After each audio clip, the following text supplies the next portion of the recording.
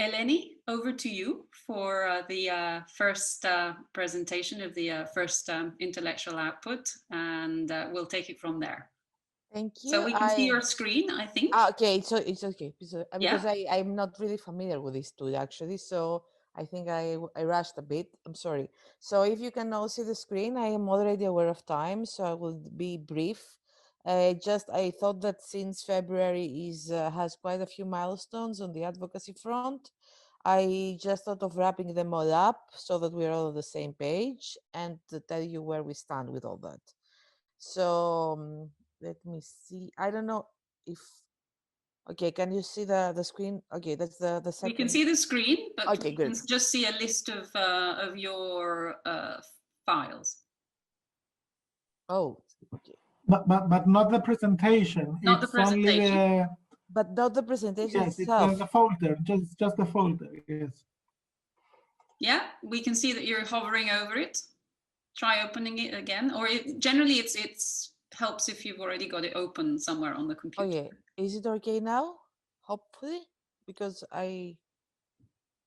Okay, No, we wait. can't see it No, yet. Eleni, you have to stop sharing and then redo it. Reopened. Okay. Yeah, Reopen. open Yes, it, and and when it's open on your computer, when then it's start open. sharing Yes, again. yes, Okay. yes. Okay. I reopened then on my computer first, and then start sharing. Yes. Oh, I'm really sorry, guys. No, it's okay. And when you ask to share, you will see that it gives you, if you have different things open on your computer, as is always my case, it will tell you to decide which document you want to share. Brava, well done. Okay, it's better now. Yes, we can see it. If you start the presentation, then we should be able to see just one slide. If it doesn't work, don't worry, we can see it this way as well. Okay, I'll try. I think I will manage. I'm really sorry about that.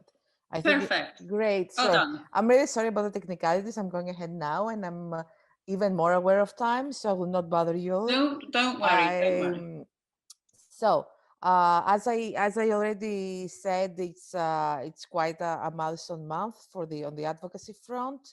So first, I wanted to update you on the multiplier event that we have on February, on the next Friday, actually on the 12th.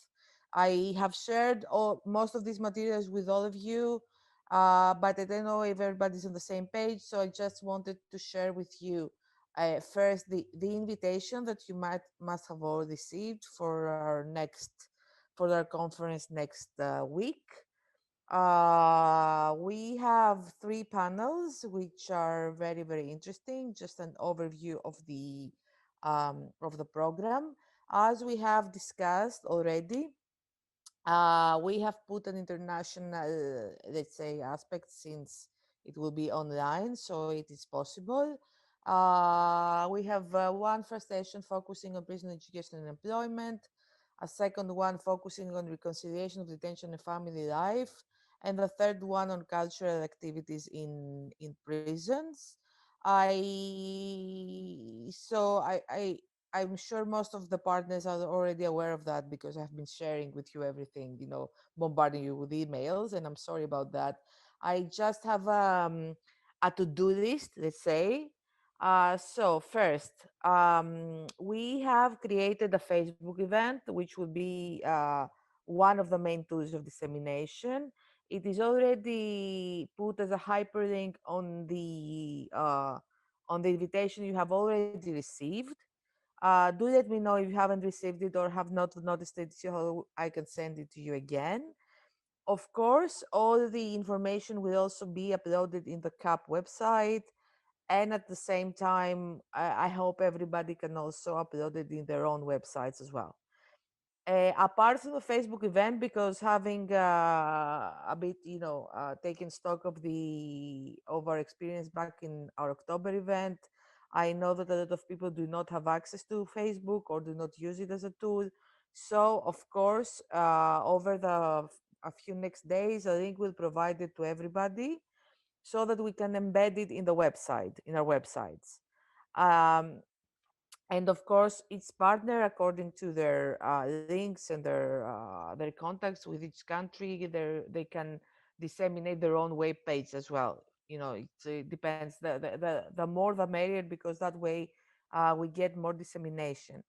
So people will be able to watch it from all web pages. What we will need, I will send you a link over the next days. And what might be needed is that you tell me which person is in charge of managing the website in its from its partner. And then our technician can contact your technician, because most of the times this is very simple, but a bit technical at the same time. So we can navigate you through the whole thing. So if we do that, when the event starts, somebody could go on your webpage and watch the event live. Also, please do invite people either through your webpage or through the Facebook event. We have already made Epanodos a co-host, so this is one. I don't know if Compagnia di San Paolo or other partners would like to be co-hosts on the Facebook event. Just let me know. And of course, interpretation will be provided, as we have discussed, in Italian, English, and Greek. So everything will be accessible to everybody. Also, this is a bit more on the comms front. We have started already sharing what we call sneak peeks in communication through LinkedIn and Facebook. So we have requested from the speakers in the conference to either share with us some information on what they will talk about, or some kind of footage or a photograph with some biographical information, and we start posting them on LinkedIn and Facebook. So you can share this from there. We have already used Marius as a sample, because we already had the video from the video animation part. So this is just a sample of how this would look like. We will start sharing all this, and if you can reshare it, would be lovely, because all this puts up the visibility. And of course, connect and attend. I guess this goes without saying. So yeah, this is on the web conference next Friday 12th from 10 to 3 Greek time. So don't don't miss that part. So that's all about the event. Now we also have February is the due date for the two first deliverables of the advocacy toolkit. The first is the video animation. We have already shared the script with you back in December. We got your feedback, and now we are working with Silvia and Costanza and other colleagues from Compagnia di San Paolo to finalize the animation. As we had discussed in our last PMB meeting, the animation will be broadcasted for the first time as the opening, let's say, video of our web conference. Silvia and Costanza, didn't have the time to ask you that, but would it be okay to show some seconds of the animation to all the partners so that they have an idea of what we have been discussing? Of course, why not? Yes. Okay, great, because I have already put that here. So this is the beginning of what we are already working.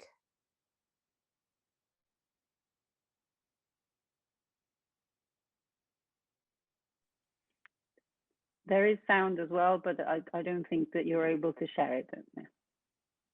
There will be music to it. Yes, there will be music to it. I'm sorry, I'm hearing the sound, but I guess it's not being shared through the Don't worry.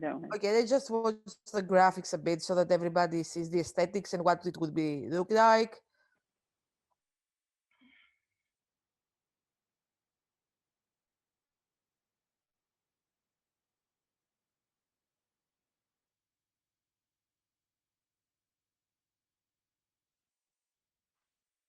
Okay, so this is just a sneak peek of the video, and we will go ahead. Of course, it will be music, and then we will go. The script, as you remember, goes ahead with presenting then the project in each partner country and presenting the partners, and all the profiles where we made use of the infographics that have been very kindly provided to us by Davis and Cynthia. So this was very, very useful as well. So this will be ready on the 12th. And then finally, on the other front, which is the video testimonial front, I just wanted to give you an overview of what we have already gathered. So the second video, the second video will be let's say compilation of video testimonials that could tell the story of the project and of why we feel education in prison is so important in terms of the daily life of the prison and reintegration. So both sides are being covered. I'm sure you've most heard of that many times because I have been begging you to introduce me to people, and thank you all. So we have already gathered 2 interviews from Greece, from prison staff and experts working in prisons. Plus, we have 1 audio interview from an ex-convict who didn't want to be recorded the face, but we have combined it with existing footage that we have taken permission to use. So this is one part. From Italy, we have 2 interviews from the Lay Project, and we have 1 interview pending with 2 people in the interview. And this will just need to be subtitled. In Cyprus, from Cyprus, we have 2 interviews from prison administration and experts working with prisoners, plus some existing footage that Mrs. Dimitriou has kindly shared with us. And from the Netherlands, we have 2 interviews from prison staff and experts working in prisons. Thank you, Jos, again for introducing. It was lovely, and some existing footage from ex-convicts that also Jos has provided to us. So we, as discussed in the PMB meeting, this is more than enough. So what we thought is that apart from the video per se, which is the one that we had provisioned in the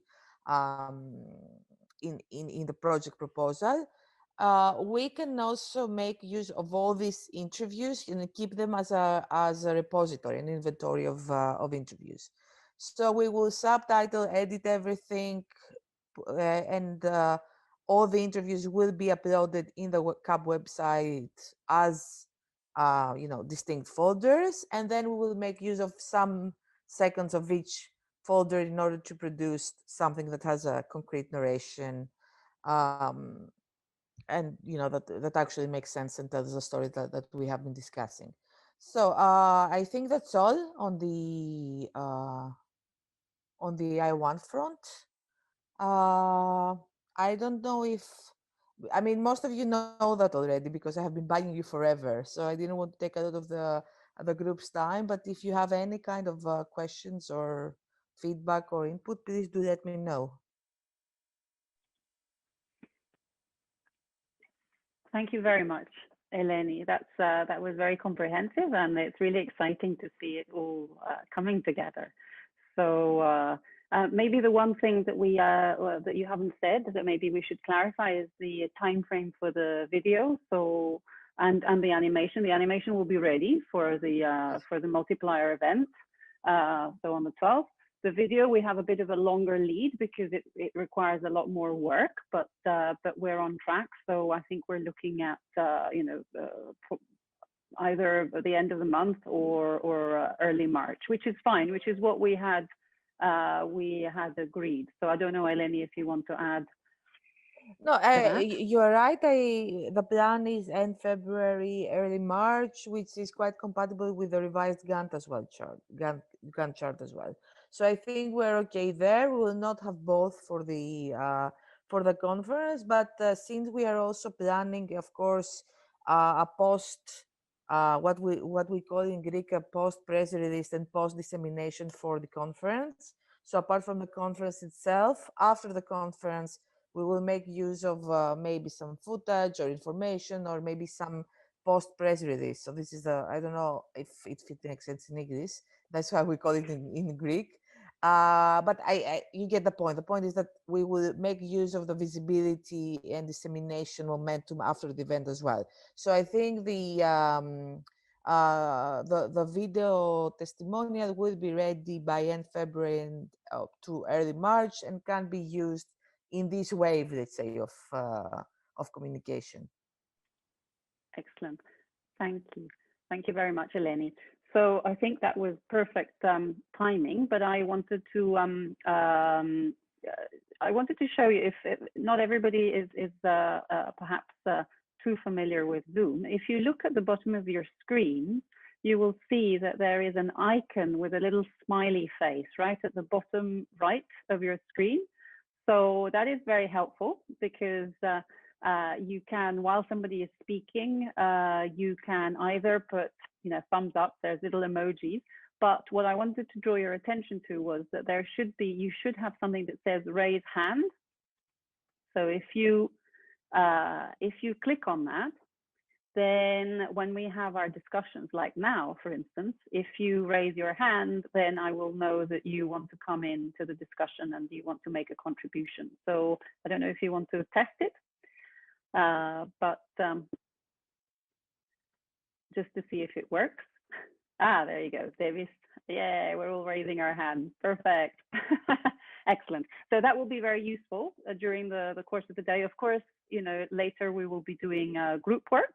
And so I will be dividing you up into breakout rooms. But when we have plenary discussions and for the feedback sessions, then if you raise your hand, if you want to say something, if you want to come in, then I think that's the easiest way of doing it. So now everybody has a raised hand. I don't know if and then you go back in and you can lower your hand. If you want. So if I now see Marius and Davis have raised their hand. So no, Davis has put it down. Marius, do you want to? Silvia is also including other emojis, so everybody's playing. So does anybody who has raised their hand and is not just playing, do they want to come in and do they want to make a contribution? Or have a question for Eleni? Okay, so I'm actually going to expose my poor colleague Daniela because she is the communications person for Compagnia, and I just wanted to ask her if she had any further questions. We try to keep her updated, and she does a lot of very, very useful work for us behind the scenes. So it's really great that she was able to participate today. But I don't know if you have any comments. You see a lot of projects that Compagnia is involved in, and maybe if you wanted to share a few words as to how Compagnia is sort of supporting the project. I think Eleni mentioned, the Facebook event and everything, but if you just want to maybe say a couple of words and then we can move on. I know she's going to hate me for this. Sorry. Okay, I apologize for my English because it's not very good, but I can try. Compagnia can support the project with the animated graphic video and with the next videos with interviews. And I think we can check with our agencies that manage the social network if it's possible to share the live event of the next Friday. I'm not sure if it's possible to ease the costing because our main Facebook page is just in Italian, but I think as in the last October for the event, it's possible to share the live in 2 different Facebook groups. So that's great. And of course, the difference with the event last October is that we will have interpretation in Italian this time. So hopefully that will really boost participation from Italy. yeah. I'm sorry, Jos, we don't have interpretation in Dutch, but we count on our Dutch friends to at least have working knowledge of English and be able to participate. So we hope they will not be put off by the fact that we don't have interpretation in Dutch. Any other comments, questions, surprises? Good. Okay. So the other thing I wanted to say, I think I really like what Eleni was saying, and we have discussed it with her and Silvia. I wanted to draw your attention to this video repository or video library that Eleni has spoken about. I think it will be really, really useful. And we will need to sort of also think about the recordings of the conference, perhaps, to include that. I'll need to see, because I am in charge of the CUP website, but I am not an internet technician and IT person, so I might need some help there, but I think it will be really great to have that. And as Eleni was saying, even having the footage of the presentations from the conference, you know, will really, really boost the advocacy materials that we can make use of. So I think that's brilliant. And what we've started discussing with our communications people in Compagnia San Paolo is that we want to have a sort of a visual identity for the project as well. So we were talking about a live musical logo as well for the project, so that we will be able to have that not just for the animation, but perhaps also use that for the videos, and so have a coherent identity that we can use throughout the project. So that was just something else that I wanted to share with you that we're working on, which is also really quite exciting. Okay, so thank you again, Eleni. I would like to now move on to the presentation by Perla. So Perla, I think, are you able to share your screen? Do you know any help? Try. Okay.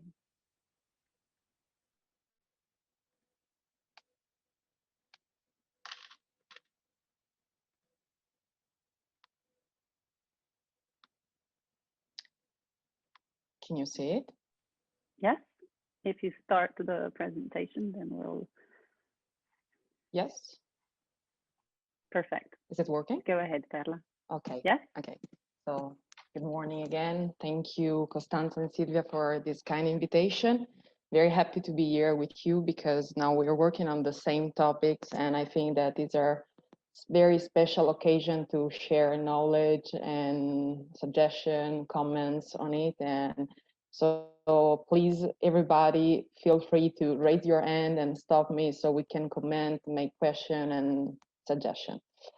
So today I will present vocational training in prison research.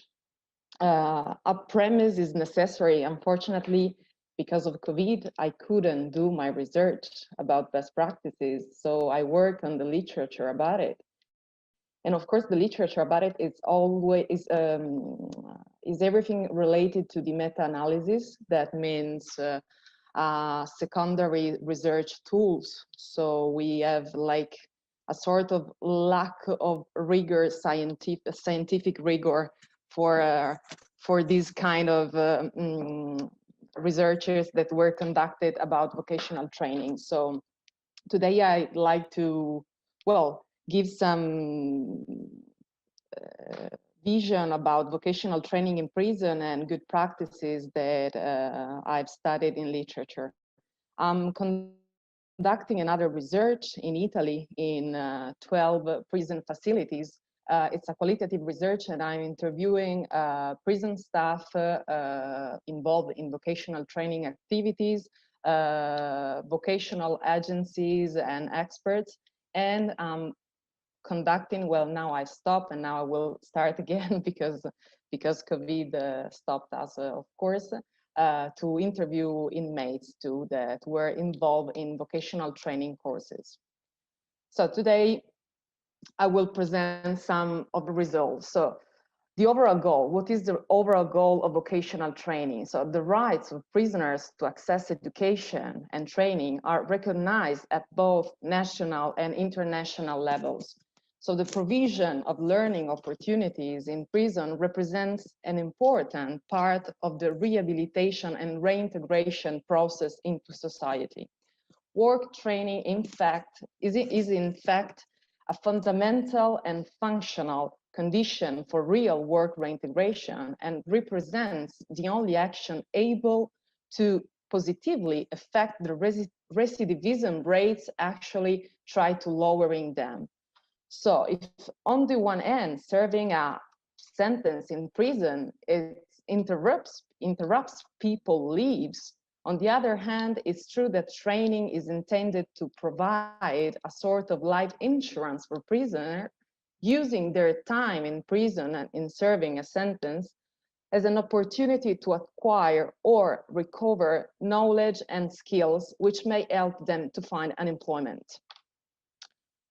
So when we talk about correctional education activities, we can state that for a correct rehabilitation and reintegration and a successful reintegration into the society, there are three core areas of interest. The first one is education based on adult basic education, adult secondary education, and post-secondary education with universities.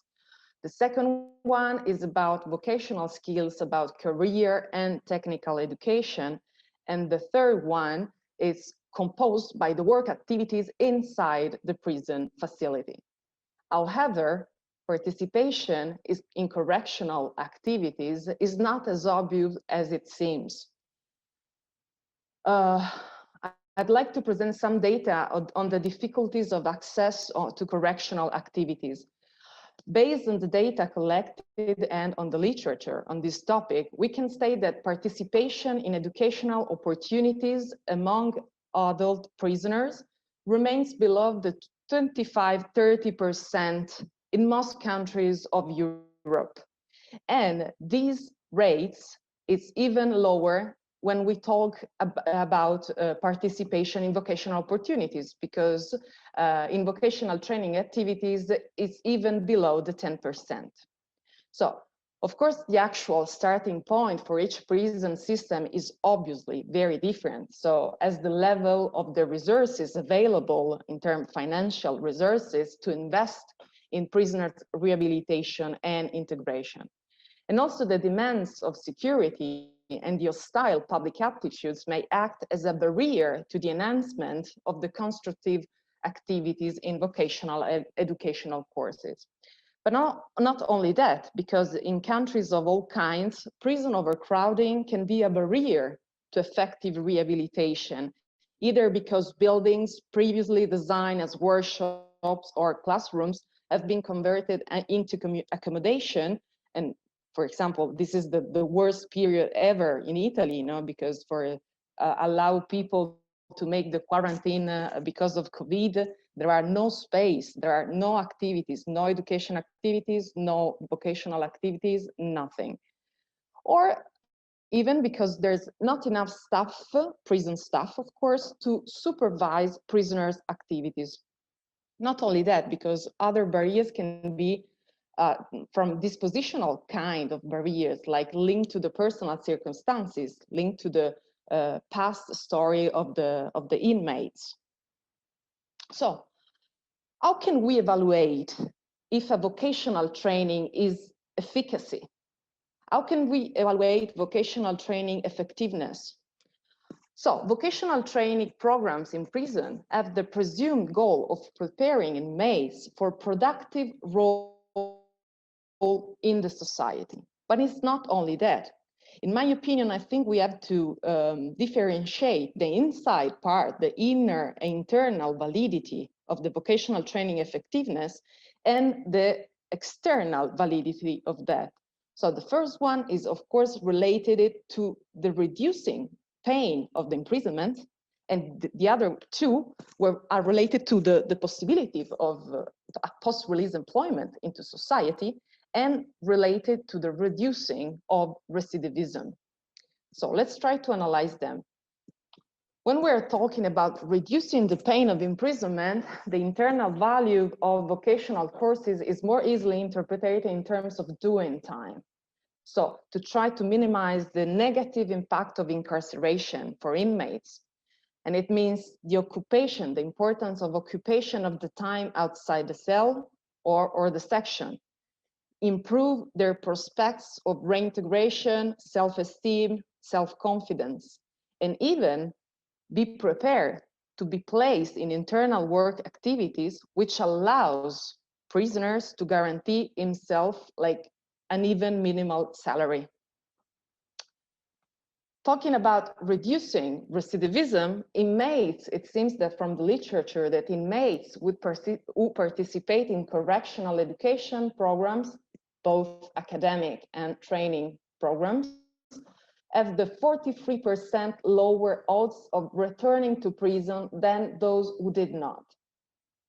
That is quite a number. I mean, it's quite a rate. So compared to education, vocational training workshop can require more resources, of course, in terms of space, tool, equipment, and qualified instructors. But the investment seems worthwhile because in the literature, there's evidence that investing in prison education and training is worthwhile. For instance, an English study assessing the costs and benefits of in-prison education to UK society found that the benefits were more than double the investment made. So talking about post-release employment, employment after release was 13% higher among prisoners who participate in either academic or vocational education programs than those who did not.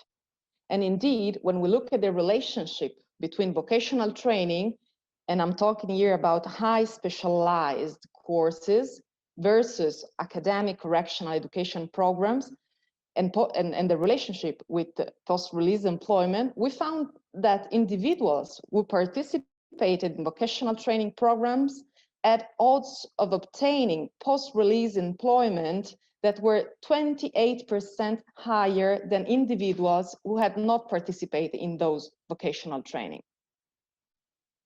But how to define a good practice? Okay, the premise that needs to be made is that when we talk about good practices, we are referring to practices that is good, that works well, that produce good results, and that is therefore recommended as a model. In order to analyze them, we can disregard the social, the cultural, the economic, the geographical context in which the practices are applied. So social, cultural, economic, and legislative contexts are fundamentally important determinants of program outcomes and must be considered before we judging correction program as effective. And we also need to take into consideration the importance of how selection bias influences evaluation results. So it can be difficult to distinguish between what is working and what is not.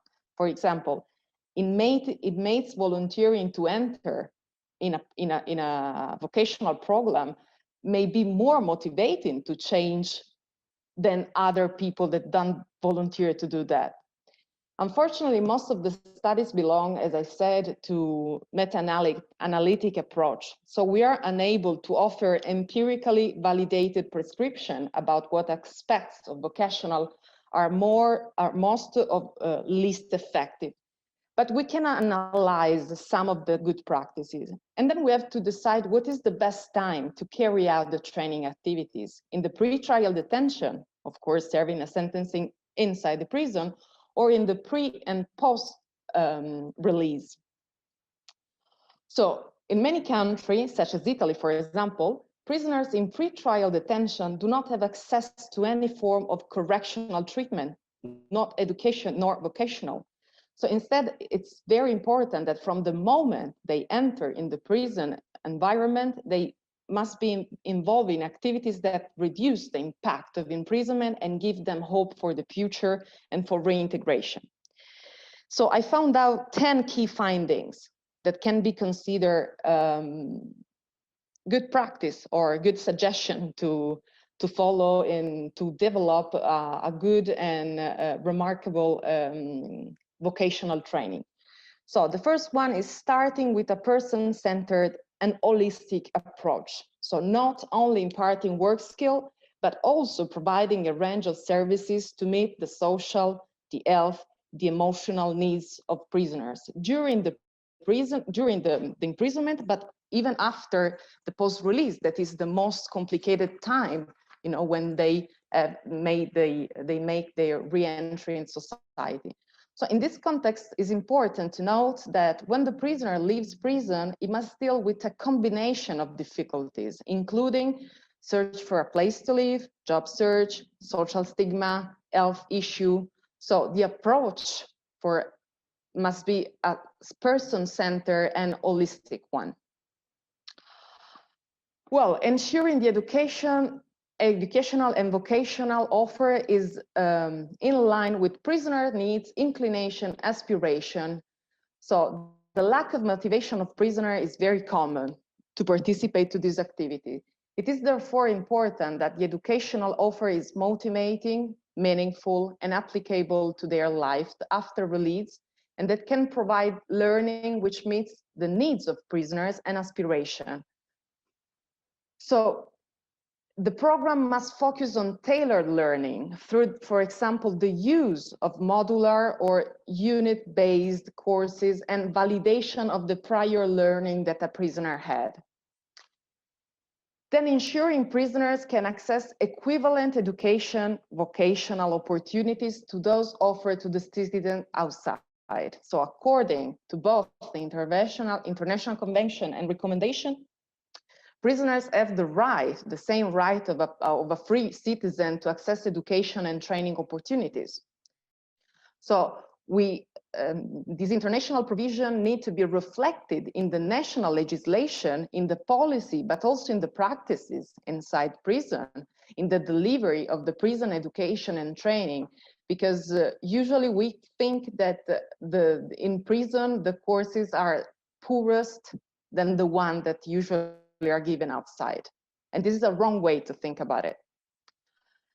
And then bridging the digital divide for people serving prison sentences, it's indispensable for all kind of work, training, and economic activities, because, for example, improving the use of computers inside prison, prisoners usually don't have access to computer, don't have access, of course, to internet connection, not even offline sometimes pages to use, you know, but it should be helpful for them to know how to use it, know what to do, and even be able to leave the prison environment with a resume on their hands.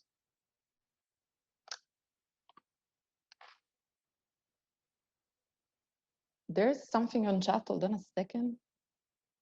Oh, yeah. So the duration to the vocational program, okay? So many of the courses are usually part of European project.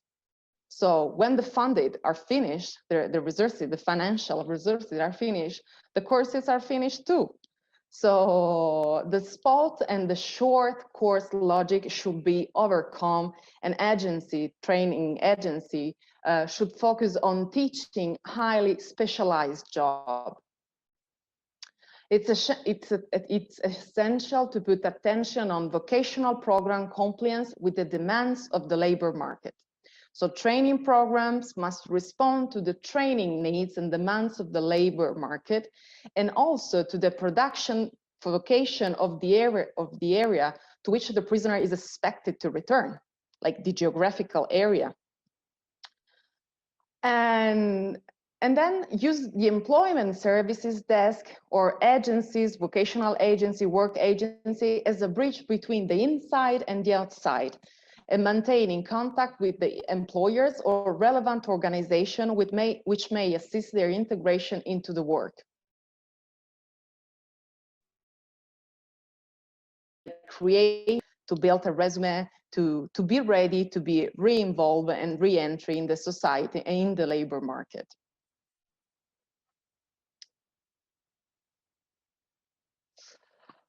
Then supporting employability by improving pre-release preparation and follow-up program. Some studies show that those prisoners who enter in vocational training program within 3 months of their release benefited the most and were less likely to recidivate.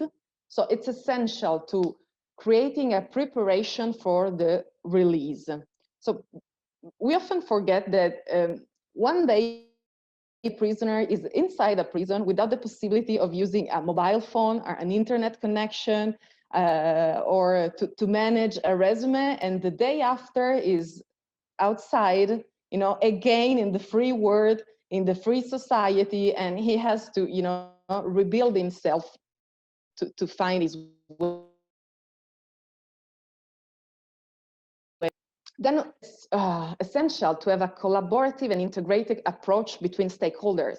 That means not only political commitment and engagement, but also to be backed by sufficient funding. So collaboration among organizations from the public, from the private, and the third sector too, involved in the various aspects of prison education and training. So we must build a strong communication and collaboration between these various stakeholders is crucial to ensure consistency and coherency in the education and vocational provided.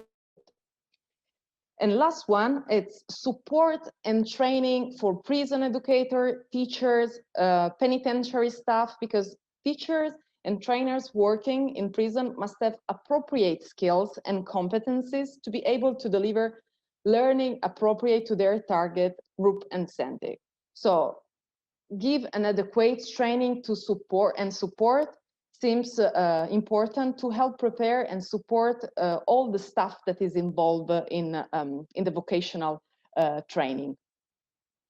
So some challenges for the future. The first one is, of course, share good and bad practices and learn from each country.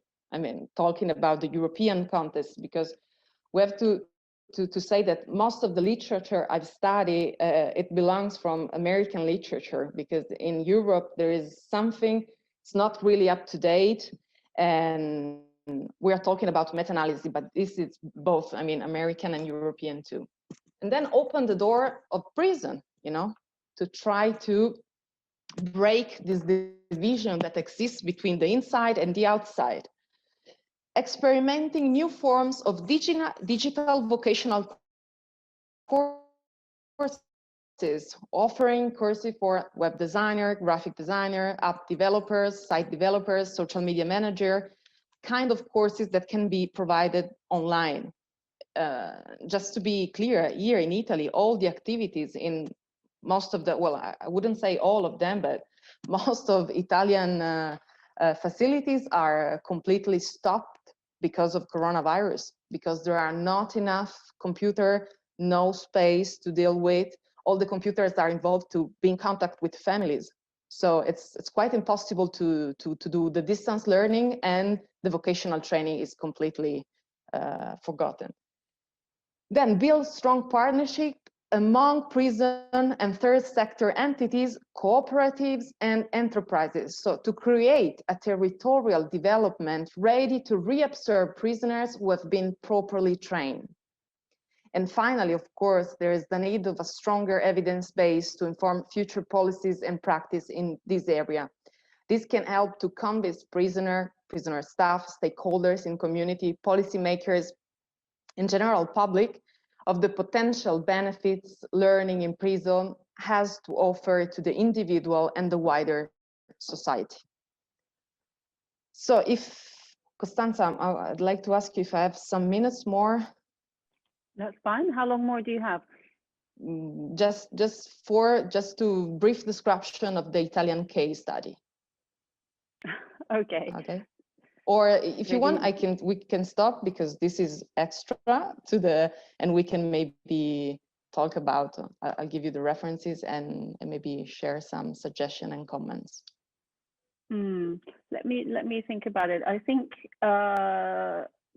if we, I know that people want to are interested in coming in. So I know, I think Marios is, and I know Irini was commenting as well. Yeah. So perhaps in order to do it justice, I think maybe we'll stop here. What I suggest that we do is that perhaps we invite you to come back to the next PMB meeting, and maybe just talk to us about Italy, perhaps. Okay. Are there any sort of violent objections to what I'm suggesting? No. Okay.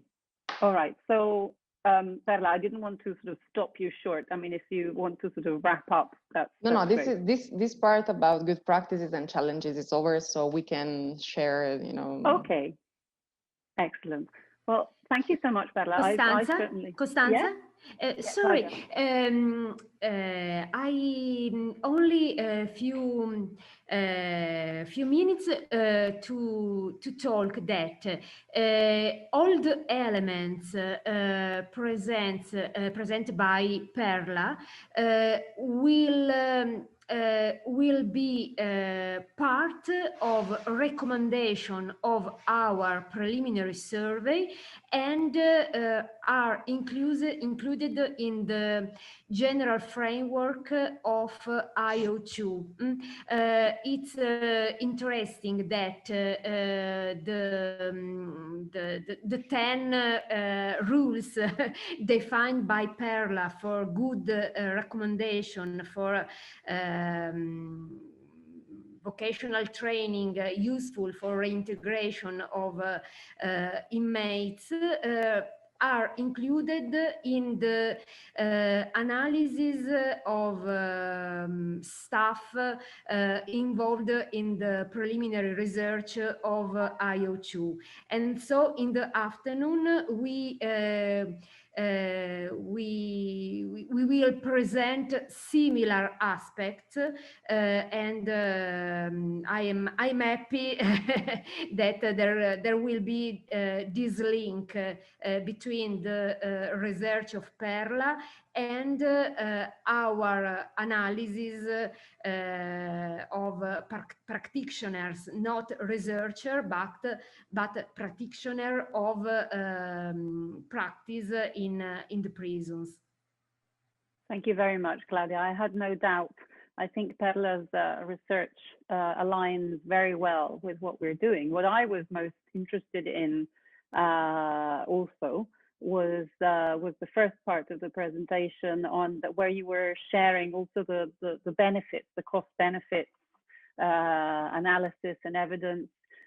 I'm not a huge fan of cost benefit analysis, but I do understand, as an advocate, I do understand that is particularly useful when trying to make an argument with politicians, and particularly those that perhaps have hold the purse strings, as we say. So those that can allocate budgets or resources to specific areas, such as this one. So I found that very interesting. But I wanted to invite Marios, who is an expert in this field, to perhaps react and comment and add to Perla's presentation. So Marios, over to you. And then I also wanted to bring in Irini, who is in the forefront of her work, and I think she was commenting in the chat as well. So Marios, over to you.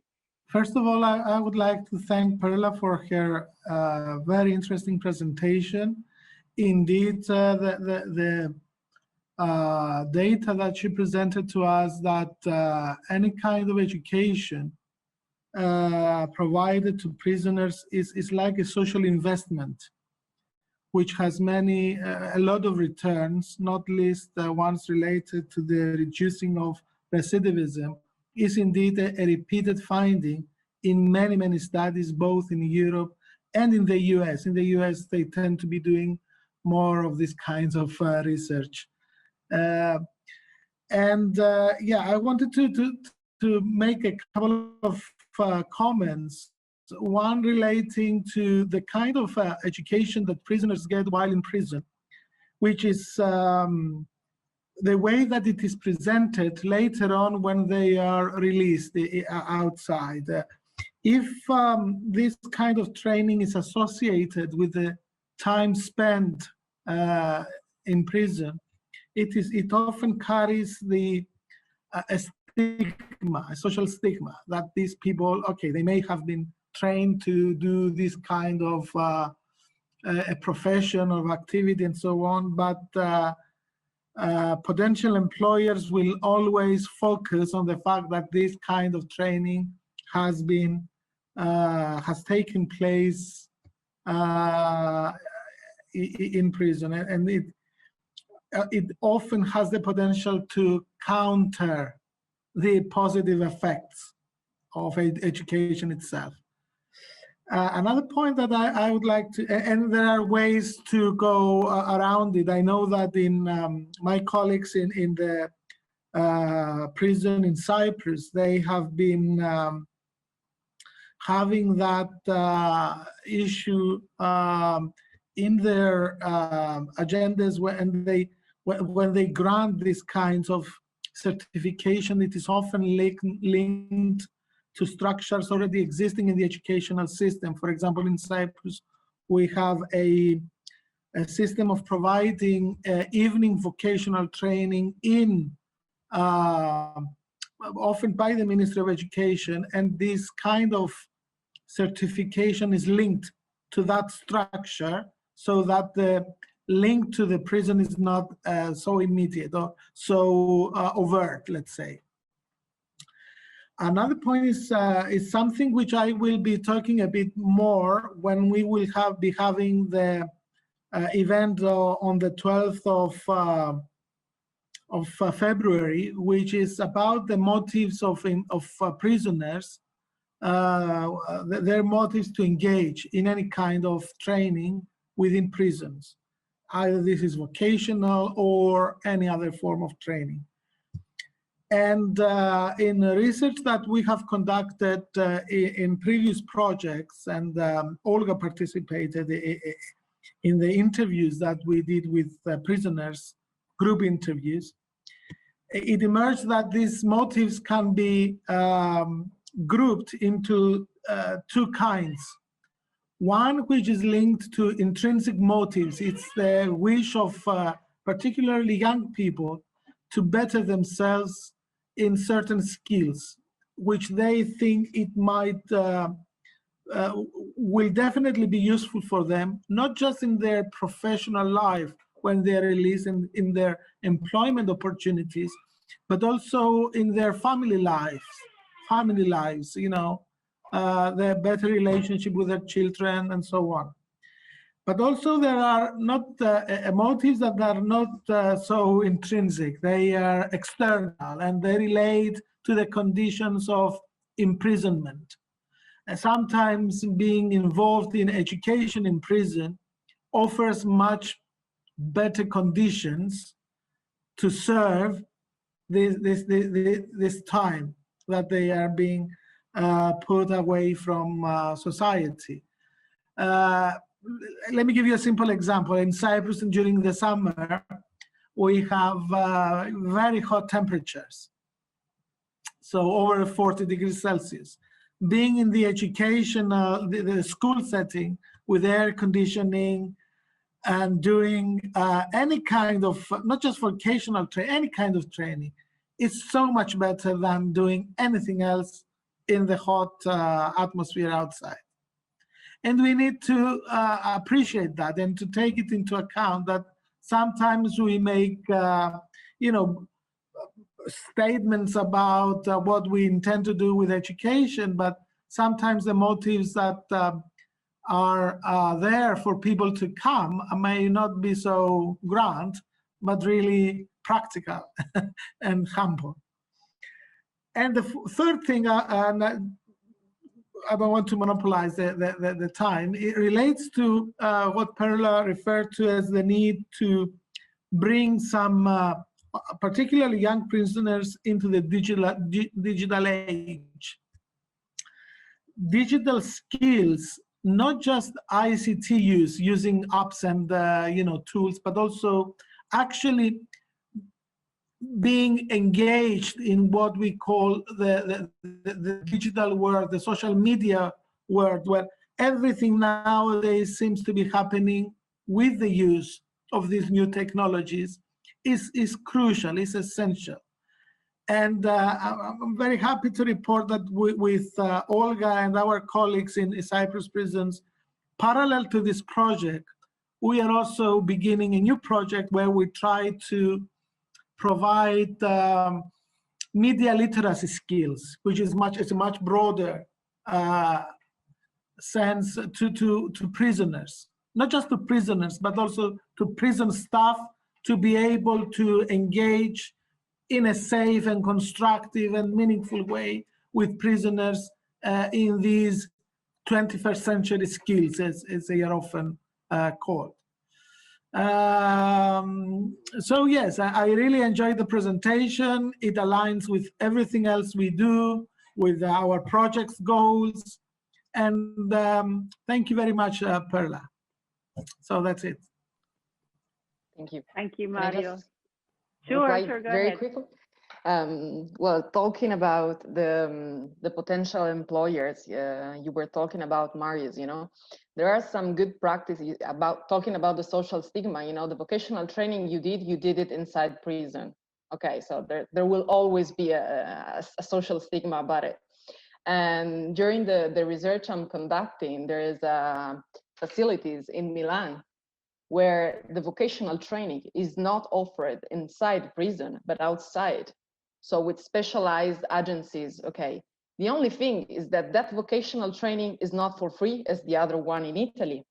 Vocational training offer is for free for inmates, and usually they have like a financial incentive to go to do this train. In Milan, there's these possibilities of doing outside with like big agency, NABA Academy about art, you know, like very, very high social specialized job and social skills, but I have to pay it.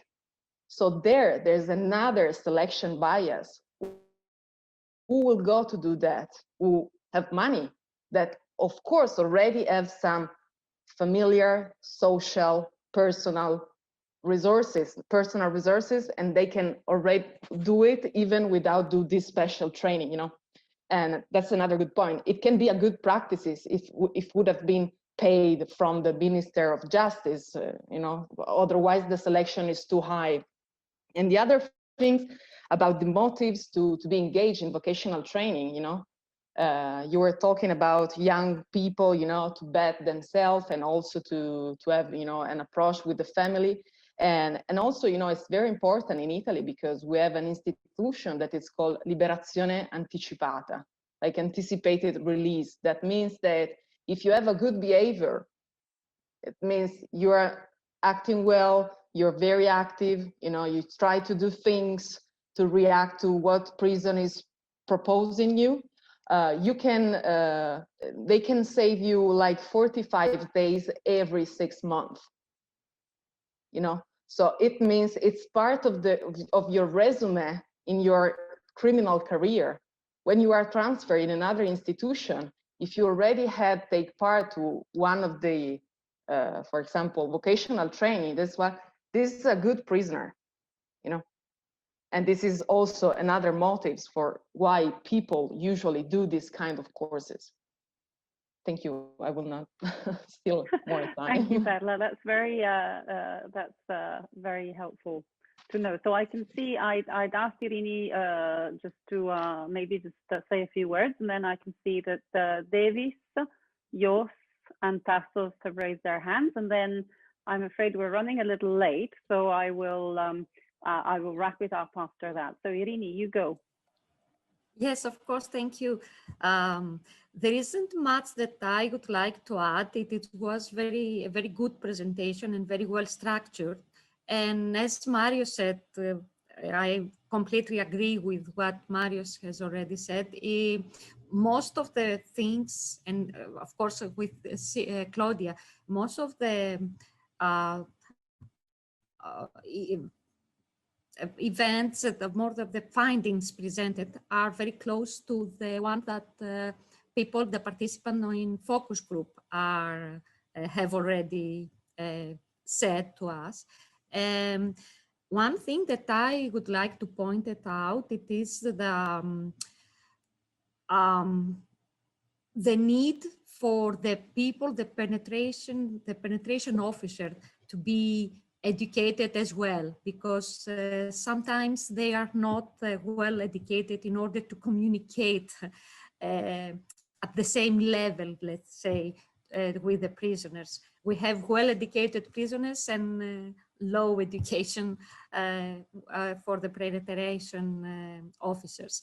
And Another thing is that although that the education in ICT is very, very, very important, imagine that there are people that they are in the prison for more than 5 and 10 years, so they don't know how all the situation with the technology has changed. In Greek prisons, these kind of lessons, of course, are not delivered because they don't feel secure to allow to the prisoners to have access in internet and to computers in order to avoid communication with the outside world and so on. So this is something that it is very important to use it for advocacy and decide how we can use it and include it in the curriculum in our prisoners as well. So it is very important and very interesting to see what we can do with this. Thank you very much for all this presentation. It was very helpful. Thank you, Irini.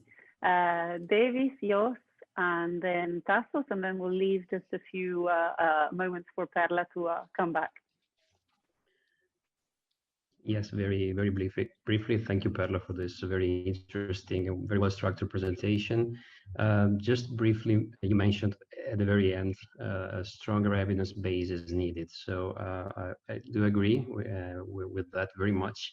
And I think that the insights of your presentation are pretty much conceptually in line with some results of multicentric research that was promoted in over the last years, also by Fondazione Compagnia di San Paolo and other Italian foundations, and the Fondazione Zancan carried out this research. We involved more than 300 detainees in 3 Italian prisons: northeastern Padova, northwestern Turin, and southern Italy in Syracuse, belonging to 3 groups. So detainees working for prison administration, detainees working for social cooperatives, and detainees who are not working at all, who do not have working opportunities. We adopted a holistic approach, which is another interesting thing that you mentioned. And what we found very shortly was that we found better results in 4 areas, especially in cognitive terms, self-esteem, in relationships, values, also with positive effects on families of the detainees, especially for the detainees who were engaged in the working activities, and especially even more so for detainees working for social cooperatives, that is in contexts that resemble very much, or they're more resembling or more close resemble the outside world economy, so to say. And we also estimated that the economic impact of this work in prison. So I think that the concepts and the basic insights that emerged from your research can also be applied, although with differences. We're talking about working detainees, but can also be applied to the results and also emerge from the results of our research. And we are now producing an article that will also be produced in English, and we will circulate it shortly, and we will willingly and voluntarily and gladly share it with you, so as that we can also discuss this more in depth. Thank you very much. Thank you, David. Thank you, David. That's really, really interesting. Jos? Yes, thank you, Paula, for the interesting presentation. I only want to say that in the Netherlands, we have many possibilities to have education into the prison and to train already with employers inside the prison, but also outside the prison and earn a little money. So you see your presentation. That was it, what I would like to say. Thank you, Jos. You can lower your hand now if you want. Also, David. Tassos, over to you. Hello, I'm Iacobos, as I introduced myself before. Iacobos, sorry, the face masks don't help. It's okay, it's okay. First of all, I would like to thank Perla for the great presentation that we had. And I would like to say that from our part as experts working in prisons, we are very happy that in Cyprus, at the most points that I saw in the presentation, we are following this structure.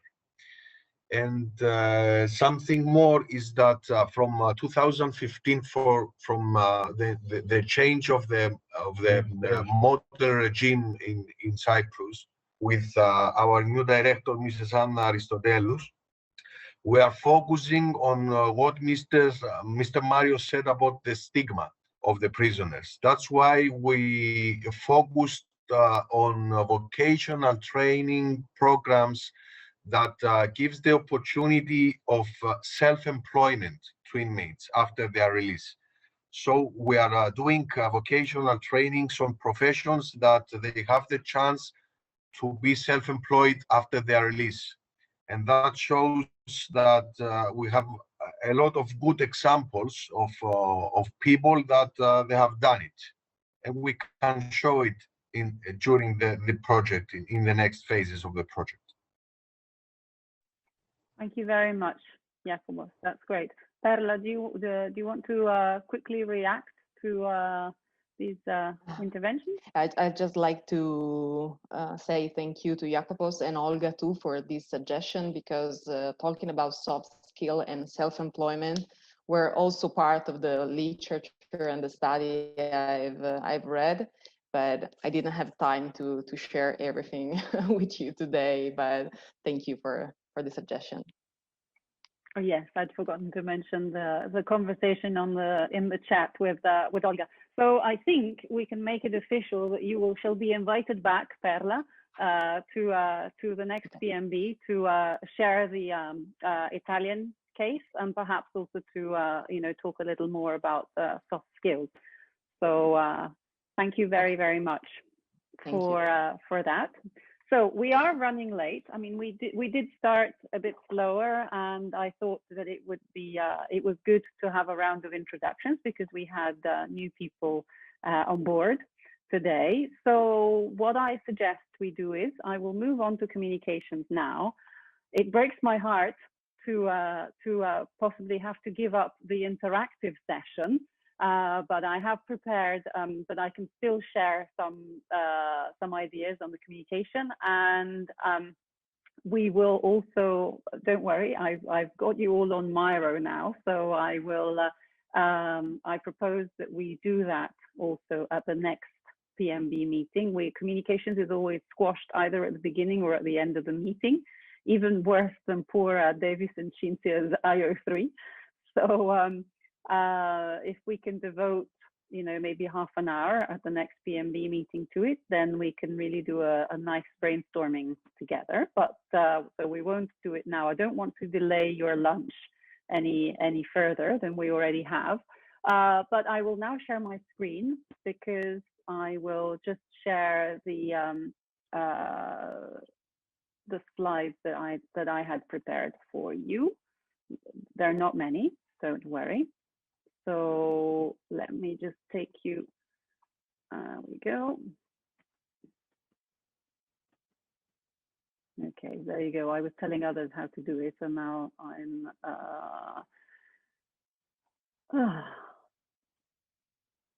anyway, I think we'll just have to do it this way. I'm using a different computer today, and I've forget how I actually do this, but don't worry.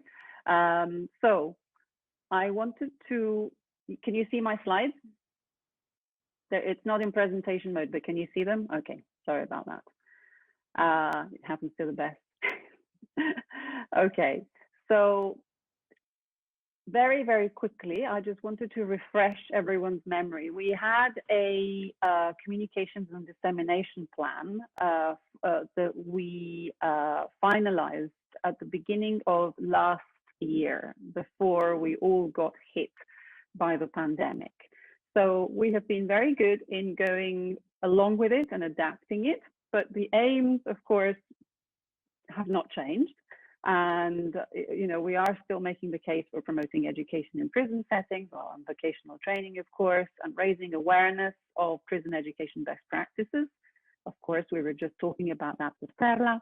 And also to really raise awareness of what we are doing in the CUP project and the lessons learned and the results of that. And that is very important as we go on and as we start developing lessons learned. Again, just a very brief refresher, where the audiences that we are communicating to, that we are disseminating our work to, are mostly practitioners. They are also policymakers. They are a range of stakeholders, including the prison institutions, NGOs, foundations, funders. We are also speaking to academics and researchers, and in fact, we have one of them amongst us today, Perla. And we also want to reach out to the general public, which is, you know, somewhat challenging in many areas, because we have to make our arguments accessible to the man or the woman in the street, and really simplify and de-jargonize what we talk about. In terms of the products, I just wanted to do a quick check on what we had developed. We now have a fully functional website, which is constantly updated. We have made full use of a whole series of blogs to accompanying our journey throughout this difficult year, and I suggest that, you know, I think that should continue. But that's what we will need to refresh, because we have almost come to the end of our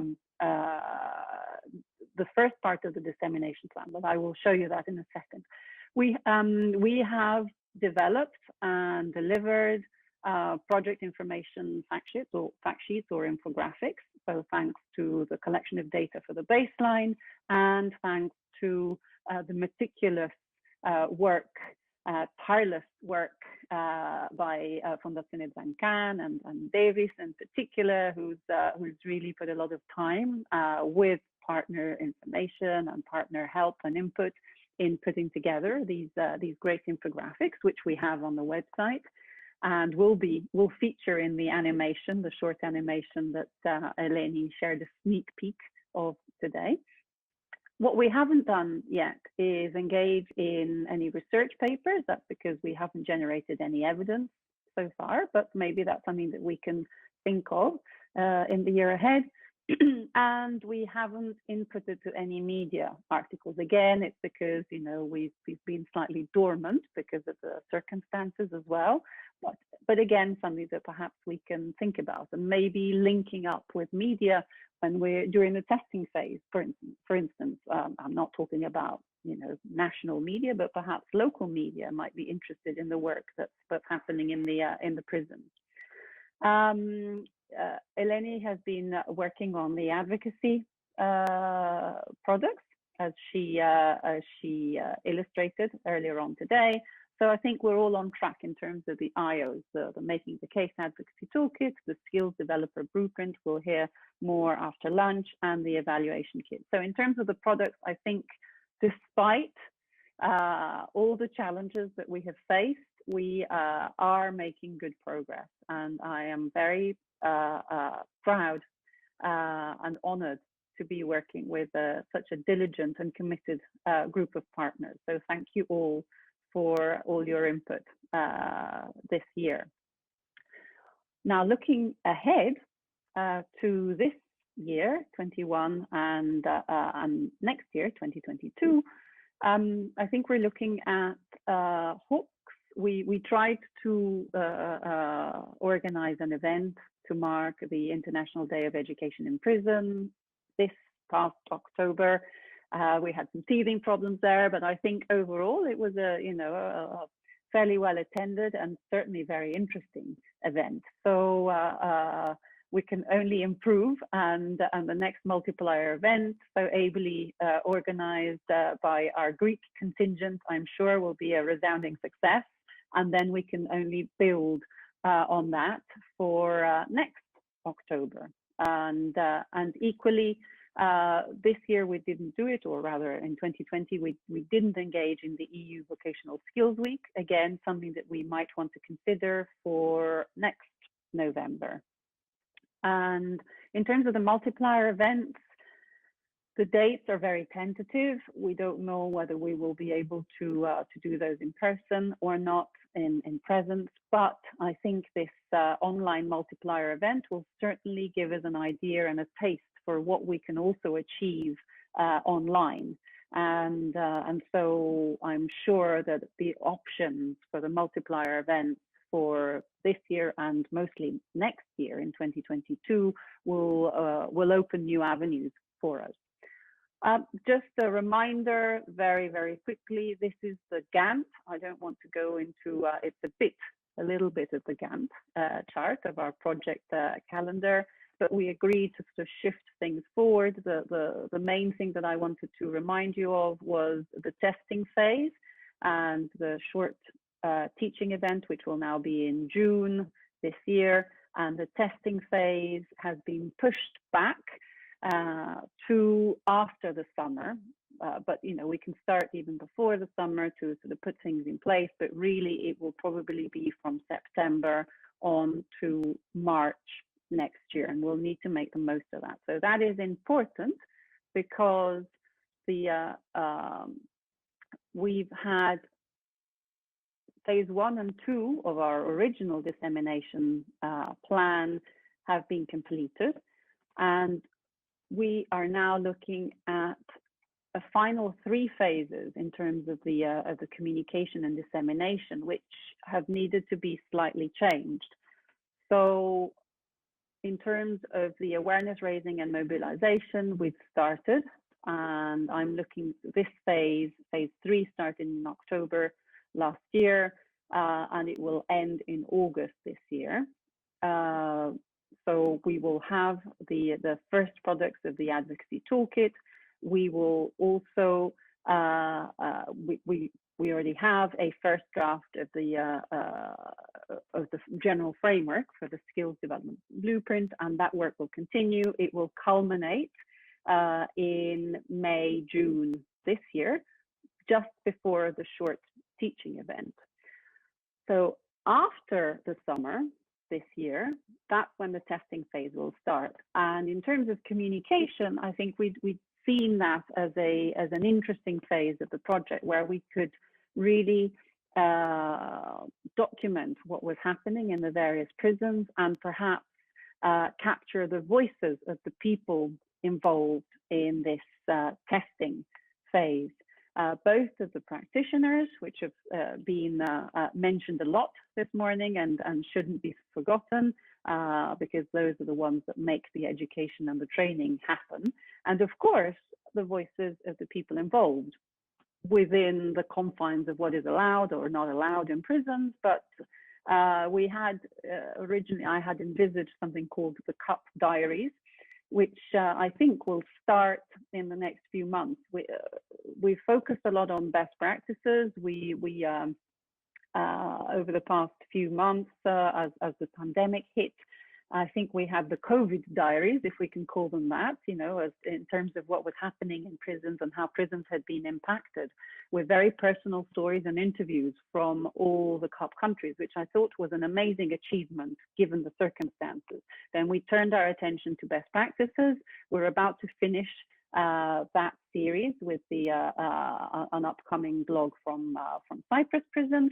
And then we can start the CUP diaries again, and that's where I will want your input in thinking, what can we turn our attention to in terms of documenting and communicating this testing journey that will be happening in prisons.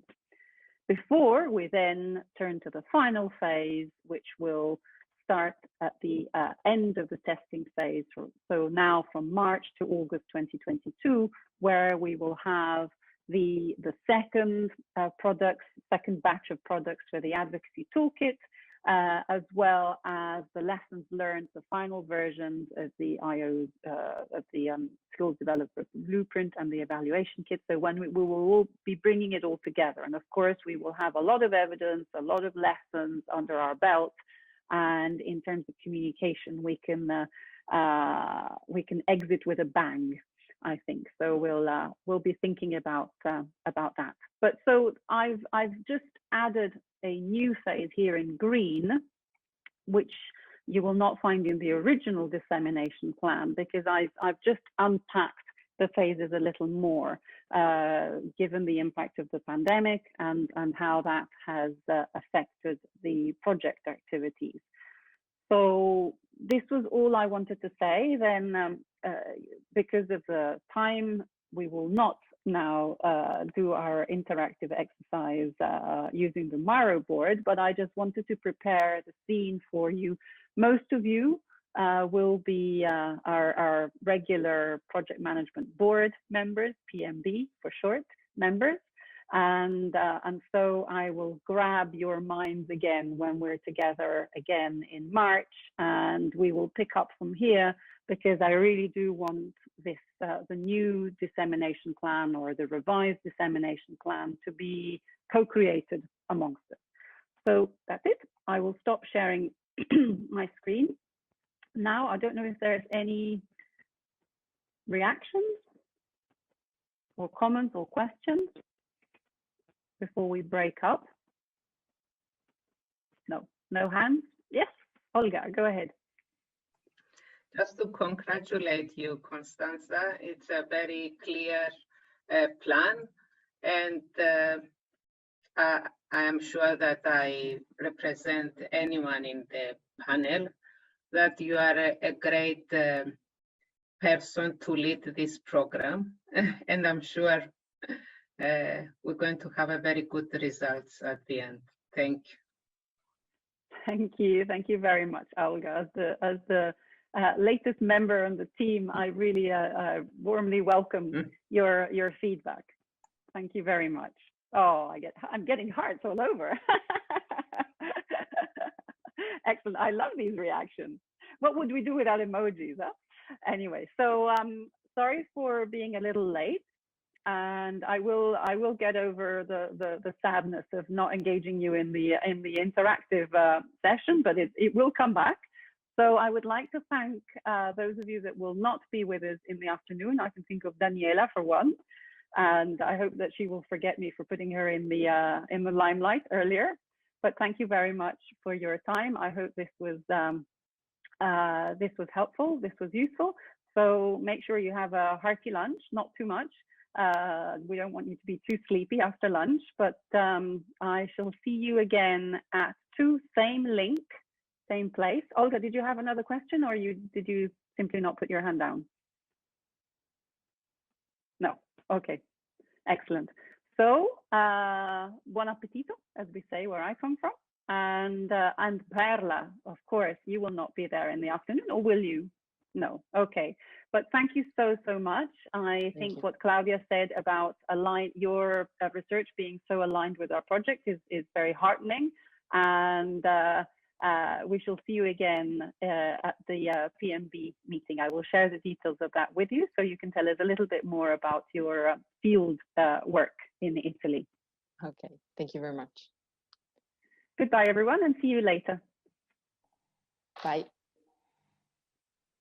Thank you, Costanza. Bye, everyone. Bye.